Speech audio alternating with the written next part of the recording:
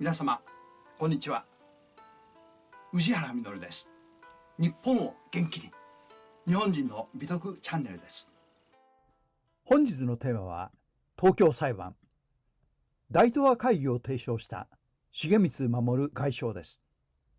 本日は平和主義者重光守外相が提唱した大東亜会議についてお話しいたします。東條英機首相は重光守外相の提案に賛同し、自らアジア諸国の元首を訪問して参加を呼びかけ、大本営政府連絡会議をまとめました。戦時下の危険な移動にもかかわらず、その動きは非常に精力的でした。戦争を早期に終結したいという天皇の思いを重く受け止めていたのです。大東亜会議は昭和18年、1943年11月5日から6日、戦時下の東京で開かれ、アジアの6首脳が集まりました。日本が自存自衛のために大東亜戦争を戦っても、日本一国の思いと受け止められてしまいます。史上初めて一堂に会したアジア諸国の代表の会議となりました。有色人種のみが集い、白人支配からの解放を夢見、アジアの独立に大きく前進した歴史的な会議となりました。まず参加者の名簿です。丹野ワイワイタヤコーン殿下、満州国の張慶慶国務総理大臣、中華民国南京政府の王長明行政委員長、フィリピンのラウエル大統領、ビルマのバーモー国家主席、チャンドラ・ボースが自由インド仮政府主犯という肩書きで出席しています。中央に日本の東條英機元帥です。この会議で採択された大東亜共同宣言現代語訳を紹介いたします。そもそも世界各国がそれぞれのところを互いに頼り合い助け合って全ての国家が共に栄える喜びを共にすることは世界平和確立の根本です。しかし米英は自国の繁栄のためには他の国や民族を抑圧し、特に大東亜アジア全般に対しては飽くことなき侵略と搾取を行い、大東亜を隷属する野望をむき出しにし、ついには大東亜の安定を根底から覆そうとしました。大東亜戦争の原因はここにあります。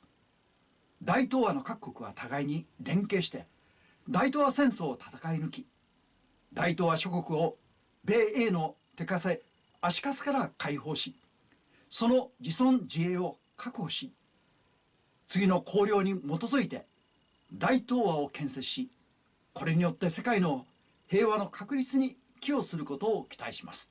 次の5項目からなります。その要約です。1、共栄共存の秩序を建設する。2、相互に自主独立を尊重する。3、相互にその伝統を尊重する。4、互恵のもと緊密に連携する。5、人種差別を撤廃するという大東亜共同宣言案を決定しました。次にこの会議に参加したインドのチャンドラ・ボースの発言を紹介します。今我々は日本という無敵の友と各代表の支援を得て解放の日近くことを確信して戦場に赴かんとするものであります。大東亜共同宣言が全世界の非抑圧国民の憲章となることを祈る。ナポレオン死後のウィーン会議、またベルサイユ会議のいずれも弱肉強食の様相を呈し、強国は弱国の分配に虎視眈々としていた。それらの会議では強弁と恫喝が横行した。しかし大東亜会議は強弁も恫喝もない。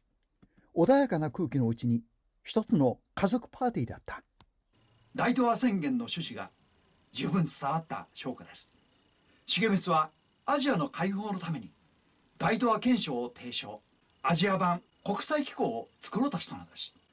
彼のこのような壮大な構想はどこから生まれたのでしょうか。それは彼自身のものではなく、古来日本の天皇が主張されてこられた考え方でした。